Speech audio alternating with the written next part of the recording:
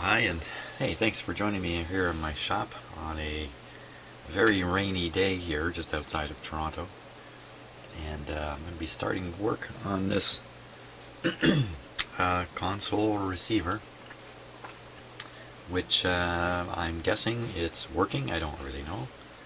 And I'm just going to clean it up, test it out, perhaps check its alignment and stuff like that. But who knows, once I get going on it, what it is that might be in trouble. So the first thing I'm going to do is I'm going to vacuum this guy off. It is just covered in dust. I guess it's been sitting up this way, and dust has settled on all the upper surfaces of everything here. Heavy, heavy dust. So I'm going to vacuum all that away. Then we'll take a closer look at how to power this guy up. Okay, so let's check it over now that it's been dusted. So here's the power. Well, it's a very long carbon rod here, just waiting to be damaged. Be careful with that.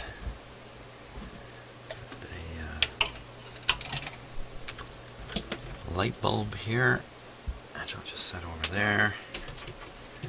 Okay, so what I'm really curious about is how do you plug speakers into it? That's what I'm curious about. So there's a plug there, big plug here, and another plug back here, or socket I should say. 3 sockets. There's inputs here on the side. There's a pair there. Let's see, we got a switch here. This is FM, stereo, and mono. That's quite curious. I guess, again, this is another one of these mono radios that produces a multiplex output, and if you buy the demodulator component that goes with it, then you can have stereo. In the meantime, it probably is a 2-channel output for the turntable, the function, which will have a stereo cartridge and provide a stereo signal. So this is the radio, this is the power supply, this is the amplifier, circuit board, a preamp, and 2 output tubes here. The AM tuner here and the FM tuner back here, and they're on the same. Actually, I was going to say they're on the same string, but they're actually not. There's 2 strings. There's one string goes all the way around, all the way down to here. It's exposed on the side, and a lot of these consoles, the strings are really exposed for when you go to pick it up or something. You can easily get your finger on the string, and next thing you know, you're in trouble. Look at that circuit breaker. That's interesting. Ground antenna dipole. Out, in.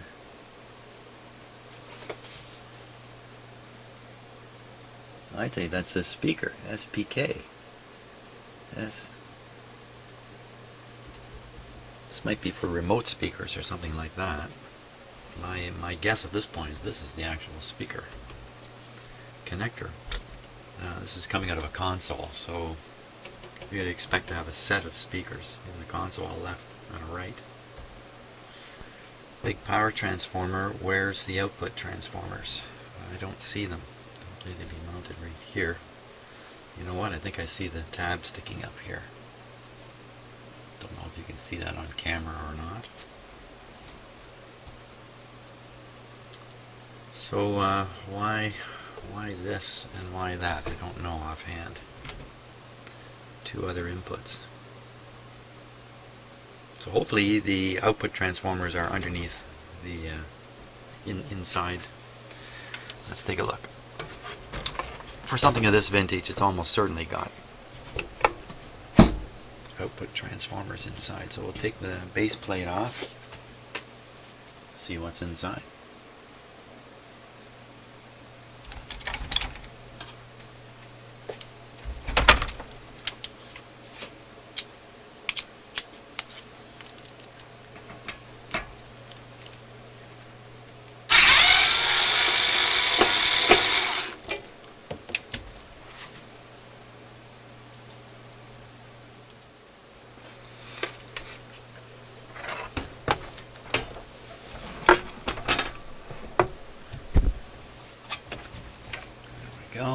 Let's see what's under here.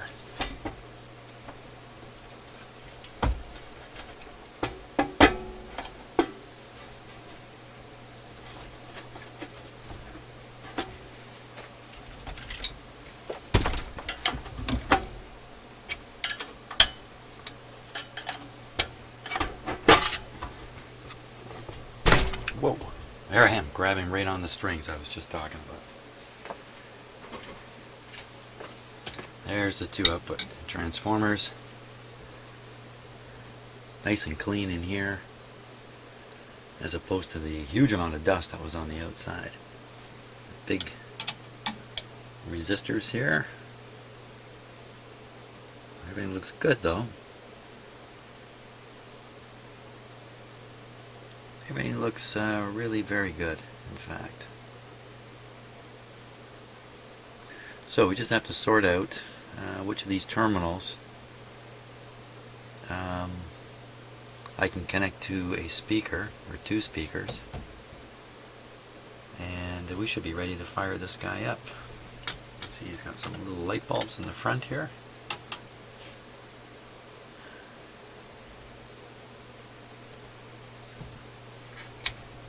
Otherwise, everything looks good. You got two metal can filter capacitors. They're probably in good shape, I'm gonna guess. Nothing dark, no signs of heat, no nothing. Looks great. Okay, now let me sort out, or maybe I should try finding the schematic. That might be a good idea. I'll try to hunt down the schematic. That's going to help me figure out which terminal is the speaker. I don't have to think my way through it. Always a dangerous game when I'm involved. And see if I can get the schematic for this guy. Well, my hunt for a schematic was a little bit short-lived. I cannot find any identifier on here as to who made it and what it is and everything. There's a few codes stamped on the top of the chassis.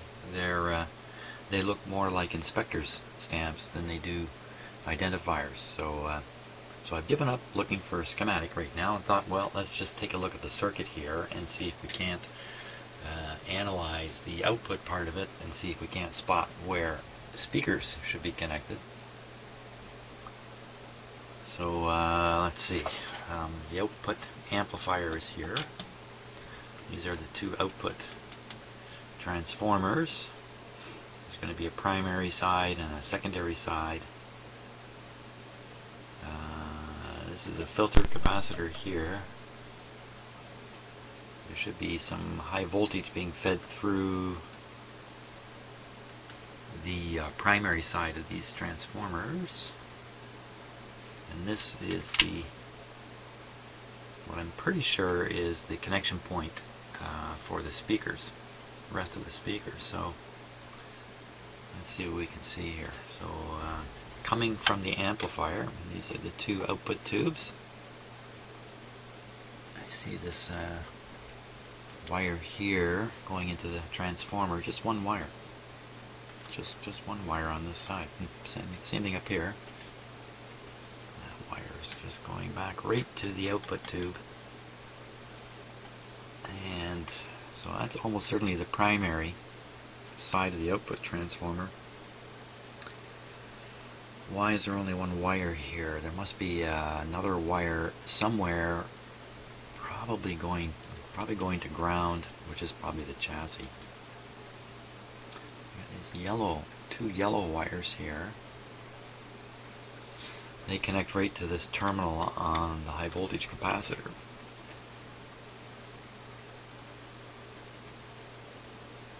And I see a gray and a green wire traveling together. Look at that, they're coming right down to this terminal. Here's another pair of gray and green, and then there's an extra gray wire here. It's going all the way back to here. There's one over here too. That's probably feedback. Feedback used to reduce the output distortion. A very clever thing. You should read up on it if you don't know about how feedback is used to control distortion in these amplifiers. Well, I think it's pretty clear. That's the speaker terminals there for one channel, and that's the speaker terminals for the other channel. Now, what else is on this plug here? There's this red wire. Actually, look at that. It's a pair. Where's it going? Oh, interesting. It goes up to these two terminals that we saw earlier. These two terminals that are marked speaker. So those are speaker outputs. I could use those. And where do they connect? They connect down here onto the gray. The gray having the extra wire that goes back into the amp. That's probably the feedback wire. So a simple matter of connecting here, and I can be pretty sure to be tied to the speakers. They don't have to use clip leads, at least on the connectors. I just have to find a suitable connector for here to run to the speakers, and then we're, then I'm feeling very confident about starting this guy up. Let me hunt down some connectors and wires and stuff here. Okay, so I've got the speakers connected now here in my shop, and I'm looking at the mysterious panel of many knobs here. 6 knobs. Okay, this one's obviously the tuning knob. The rest of them, bit of a guessing game for me here.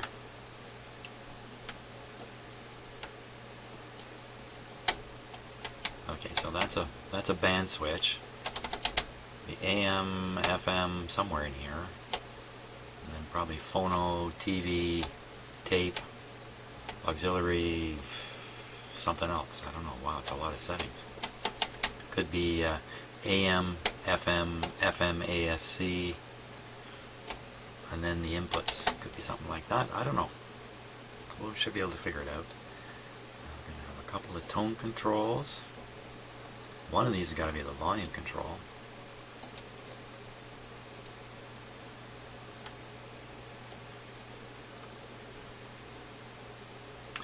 Well, I'll turn them all extremely to the left. One of these will be volume. I'll leave this turned all the way this way, guessing that that's AM. Now, the radio has its own very large loop antenna for AM. For FM, I'll have to connect my external antenna. You can see my speaker connections here. I think we're ready to go.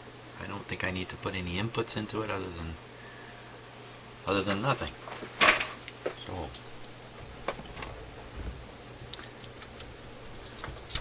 okay, we'll start this up with just one small light bulb in the back.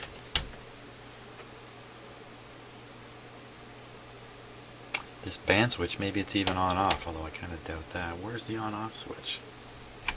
Oop. I don't think it's going to be any of this.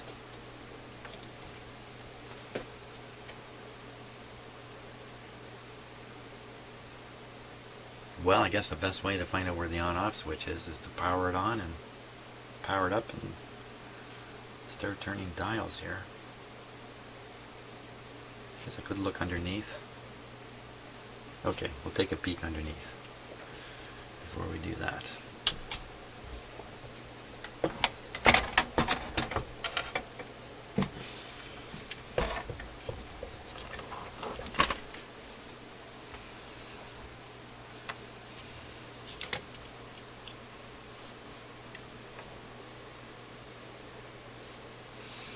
Not here, not here, not here, not here.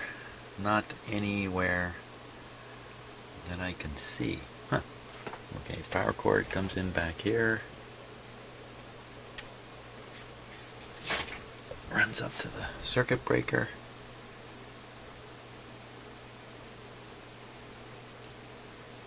I see no evidence of a on-off switch. Oh my gosh. Somebody should tell the designers. They left off the on-off switch.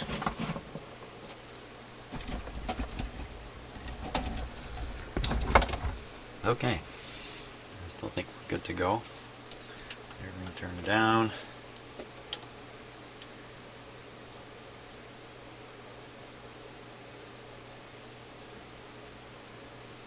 Just thinking quietly there for a moment. Sometimes I have to stop talking so I can use at least 40% of my brain cells then. Okay, we're all set here.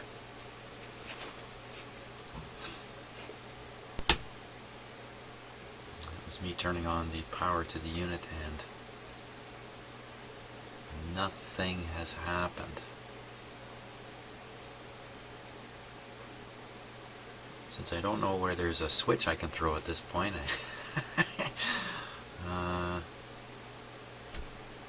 okay, now just in thinking about this a little bit, if I were the on-off switch, where would I be? I'd be on one of these knobs, for crying out loud.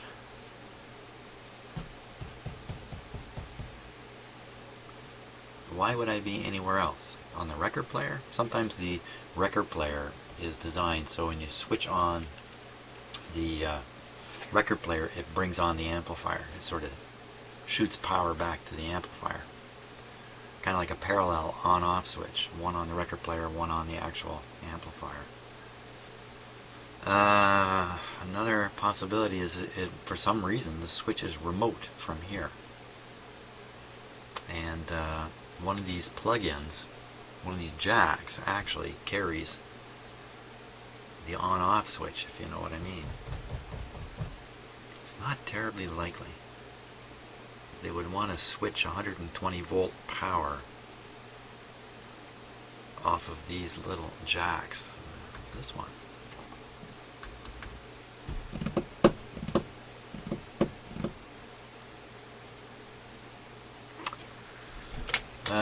Okay, let's take a closer look at the power supply here and see what we can see inside.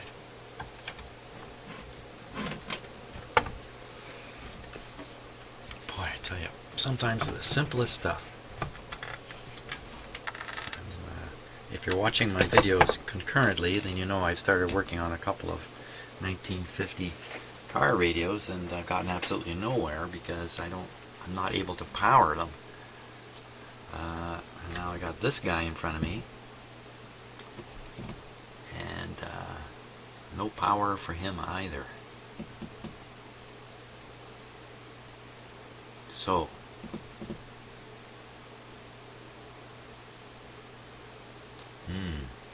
okay, so I'm looking back here.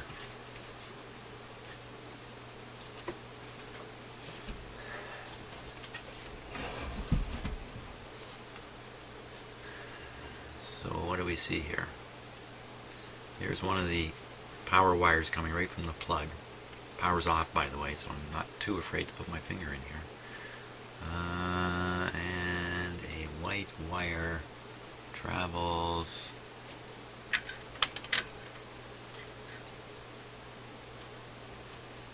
where?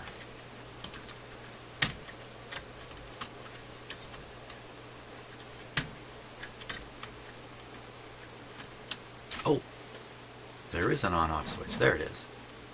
There it is. It's on here. So I had it off.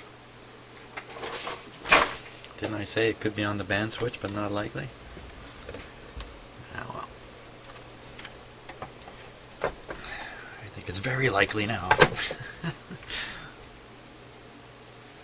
Band switch.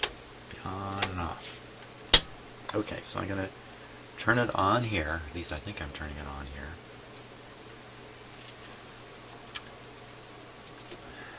Okay, so it's switched on. I haven't applied power yet.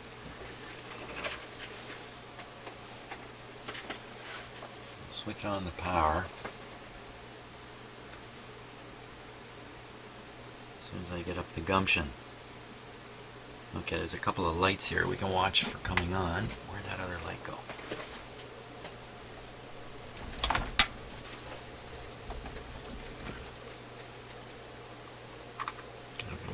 light. 3 lights in the front here. There we go, restricted power. Watching my restricted power light bulb also. There we go. Wow, there we are. Nice bright light. 3 front panel lights have come on, the back panel lights come on, everything looks good. Okay, I'm watching on my power supply here. This meter slowly rose. I should start falling back a bit. It's only at about 65% of line voltage. So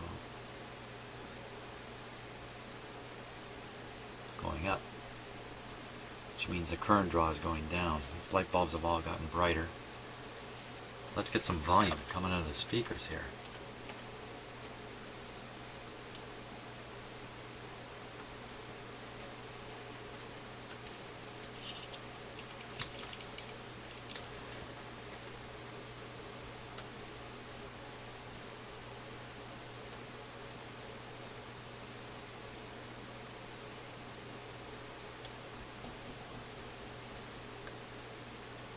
Total silence. Oh, wait a minute. Spoke too soon. Very, very low supply voltage. Takes a long time for tubes to become conductive. So I think that's what's happening here. I can hear I could hear a bit of static there. So let's try these controls again.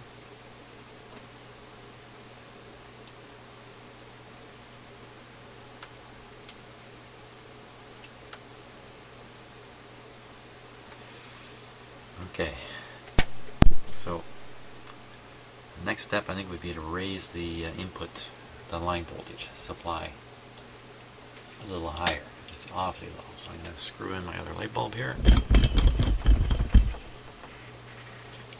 Okay.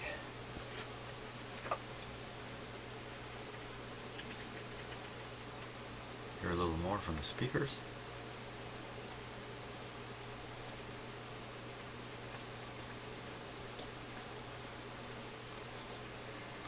Aha, I think that's volume.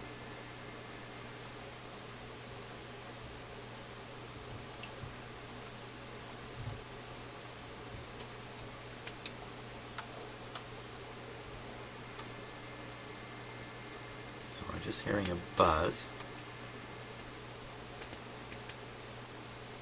Some other little clicky things happening.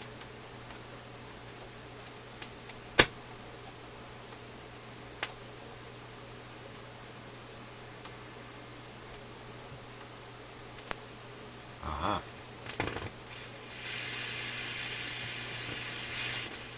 That sounds like AM.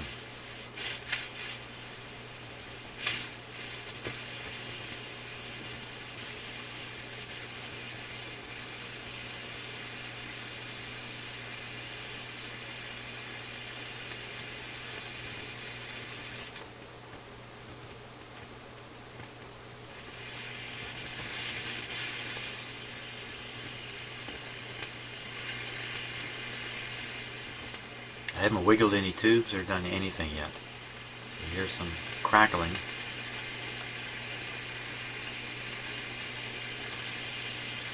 Oh, this is not very good.